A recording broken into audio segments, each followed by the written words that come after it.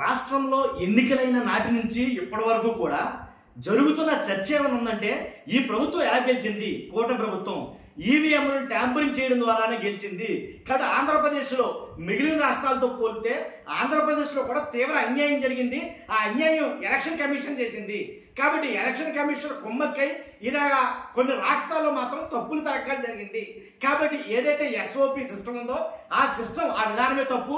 అలాగే ఏదైతే అత్యధికంగా నమోదైన ఓట్లు, అత్యధికంగా పోలైన ఓట్లు ఏవైతే ఉన్నాయో ఆ ఓట్లన్నీ కూడా కూటమి గెలుపుకు కారణం. కూటమి గెలిచిందంటే కనుక ఈవీఎంల వల్లే అది తెగొట్టి మరి చాలా మంది రాజకీయ నిపుణులు, రాజకీయ పండితులు, రాజకీయ ఉద్దండులు మాట్లాడుతున్న మాటలు ఇవి. ఎప్పుడో సంవత్సరాలు అయిపోయింది కదా, ఇంకెందుకురా బాబు అని అంటే కనుక ఒప్పుకోవట్లా.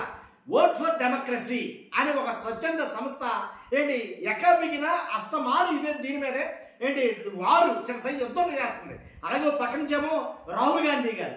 కానీ ఏంటి అసలు నిజంగా ఆంధ్రప్రదేశ్లో జరిగిందా లేదా, ఇవన్నీ ఇలా ఎందుకు వస్తున్నాయి అని అంటే కనుక చూద్దాం ఖచ్చితంగా. ఫస్ట్ లైక్ చేయండి, రాష్ట్ర ప్రజలందరికీ తెలియాలి కదా, మీ బాధ్యతగా లైక్ చేయండి. లైక్ చేయడం వల్ల నాకు కూడా మోటివేషన్ ఉంటుంది, ఎక్కువ మందికి ఈ ఇన్ఫర్మేషన్ షేర్ అవుతుంది.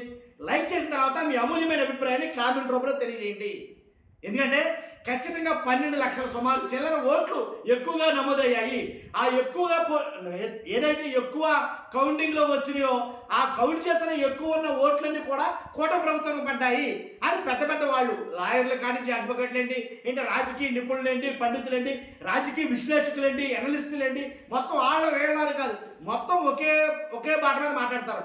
ఇప్పుడు ఇంచుమించుగా ఇది దేశవ్యాప్తంగా పెద్ద చర్చ అయింది. ఒక ఆంధ్రప్రదేశ్ కాదు, ఇంకా కొన్ని రాష్ట్రాలు ఉన్నాయి, వాటితో పాటు ఈ ఆంధ్రప్రదేశ్ కూడా.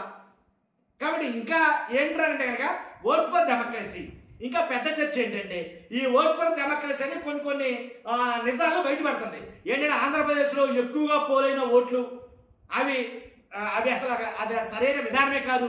ఏదైతే ఆంధ్రప్రదేశ్ ఎన్నికల సమయంలో 5 గంటల నుంచి 8 గంటల వరకు పోలేని ఓట్లన్నీ కూడా అవి కావాలని కూటమి ప్రభుత్వం కోసం చేసినటువంటి ఒక రకమైనటువంటి క్రియ అనేది కనుక మాట్లాడుతుంది. అంతేకాదు 12% ఏదైతే ఓటింగ్ షేర్ నమోదయ్యిందో, ఎక్స్ట్రా నమోదైందో అది కూడా తప్పులు జరగాలంటుంది.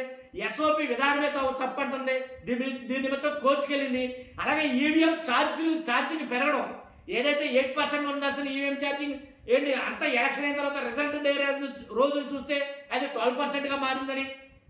ఇలా ఒకటి కాదు, 2 కాదు, చాలా అయితే కనుక ఏంటి నియోజకవర్గాలు అంటే ఒక జిల్లాలో ఉండే నియోజకవర్గాలు అన్నీ కూడాను కూటమి పార్టీకి వశమైతే ఎంపీ మాత్రం వైసీపీ రావడం, ఇలా కొన్ని బలమైనటువంటి కొన్ని లెక్కలైతే నేను చెప్తుంది vote for democracy.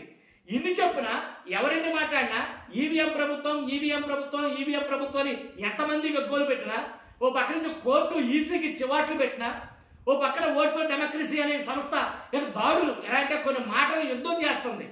Only EVM tampering చేశారు ఆంధ్రప్రదేశ్తో పాటు మిగిలిన రాష్ట్రాల్లో అని యుద్ధమే చేస్తున్నా సరే ఎందుకని ఇప్పుడు కూటమిలో అధికారంలో ఉన్నటువంటి చంద్రబాబు నాయుడు గారు కావచ్చు, అలాగే పవన్ కళ్యాణ్ గారు కావచ్చు, ఈ విషయం మీద ఎందుకు స్పందించడం లేదు అనేది పెద్ద ప్రధానమైనటువంటి చర్చ అయింది. ఇప్పుడు ఎందుకు స్పందించడం లేదు కాదు, అలా కాదు మేము ఈవీఎంల ద్వారా గెలవడం ఏంటి, మీరు చెప్పేది తప్పు, ఆ ఓట్ ఫర్ డెమోక్రసీ మాట్లాడేది శుద్ధ తప్పు, ఆ ఓట్ ఫర్ డెమోక్రసీ మీద మేము చట్టపరంగా చర్యలు తీసుకుంటాం, ఆ ఓట్ ఫర్ డెమోక్రసీ మీద చెప్తున్నాయన్నీ కూడా అవాస్తవాలే ఆయన ఎందుకు మాట్లాడటంలా, ఎందుకని స్పందించడంలా, ఎందుకని మిన్నకుండిపోయారు, మౌనమై ఉన్నారు. కానీ 10 సార్లు ఒక అబద్ధమైనా సరే 10 సార్లు అది నిజం అంటే అబద్ధం కూడా నిజమైపోతుంది కదా. మరి ఎందుకని దీని మీద చర్యలు తీసుకోవడం లేదు అంటే వాస్తవంగా జరిగింది, ఈవీఎంలు తప్పులు ఉన్నాయా, ఆంధ్రప్రదేశ్లో ట్యాంపరింగ్ జరిగిందా, లేదా ఎక్కువగా నమోదైన ఓట్లన్నీ కూడా కూటమికి పడ్డాయా, ఎందుకని అంటే పరోక్షంగా ఒప్పుకున్నట్టేనా అని రకమైనటువంటి కొత్త చర్చకైతే దారి తీస్తున్నాయి ఇప్పుడు ఇవన్నీ కూడా. కానీ ఖచ్చితంగా పోలైన ఓట్లన్నీ కూడా ఎక్కువగా నమోదైన ఓట్లన్నీ కూడా ఏదైతే పోలింగ్ పర్సంటేజ్ పెరిగిందన్నారో 5 నుంచి 8 వరకు, ఆ పెరిగిన పర్సంటేజ్లో ప్రతి ఓటు కూడా కూటమికే పడ్డాది. కాబట్టి ఇది ఎలా సాధ్యం, ట్యాంపరింగ్ జరిగింది ఇన్ని మాటలు మాట్లాడతామంటే అదేమీ లేదు, మేము ఒప్పుకోం, మేము ఊరుకోం, మేము సచ్చిలును అని ఎందుకు చెప్పలేకపోతున్నాం. ఇలా కొన్ని కొత్త మనలు లేవనెత్తుతున్నారు చాలా మటుకి, కొత్తగా లేనిపోయిన డౌట్లు క్రియేట్ అవుతున్నాయి. ఎందుకంటే అసలు ఆ టాపిక్ గురించి, ఆ అంశం గురించి కనీసం ఒక మాట కూడా మాట్లాడటం లేదు అనేది ఇప్పుడు ఎక్కువగా ప్రధానంగా జరుగుతున్న చర్చ. కాబట్టి అలాగే ఆంధ్రప్రదేశ్ అనే కాదు మిగిలిన రాష్ట్రాల్లో కూడా జరిగింది. నా దగ్గర ఆధారాలు ఉన్నాయంటున్నాడు రాహుల్ గాంధీ గారు, ఆటం బాంబు లాంటి ఆధారాలు ఉన్నాయి. ఆంధ్రప్రదేశ్లో జరిగిన దాని గురించి కూడా ప్రస్తావిస్తున్నారు. కొంతమంది కొన్ని రాష్ట్రాలకు సంబంధించినటువంటి పెద్ద పెద్ద నాయకులు ఢిల్లీ స్థాయిలో ఆంధ్రప్రదేశ్ గురించి కూడా చర్చ జరుగుతుంది. అలాగే ఏ రాష్ట్రాలు అయితే కనుక ఈవీఎం ట్యాంపరింగ్ జరిగింది అన్నారో ఆ రాష్ట్రాలన్నింటి గురించి ప్రస్తావన వస్తుంది.